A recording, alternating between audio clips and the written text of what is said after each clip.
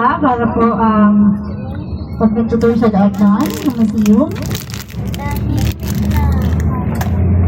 Yes, very good. Ano pangalan ni ate? Marian. Very good naman sa ating Marian. So yan po ang ating mga rules. No? Kailangan din po nilang i-follow yung mga rules sa bawat destination po natin. So yan, may mga additional announcement po tayo later. Sasabihin ko na lang po yun. By the way po, my dear parents, may stopover po tayo. Yung kung walang baon, pwede na po sila bumili ng take-out later pag nag-stopover po tayo. And pwede po sila mag-CR break. So CR break, then bili po ng food, take-out lang po. Huwag na po sila mag-dine-in kasi 20 minutes lang po tayo doon or 20 to 25 minutes. Okay? So yan.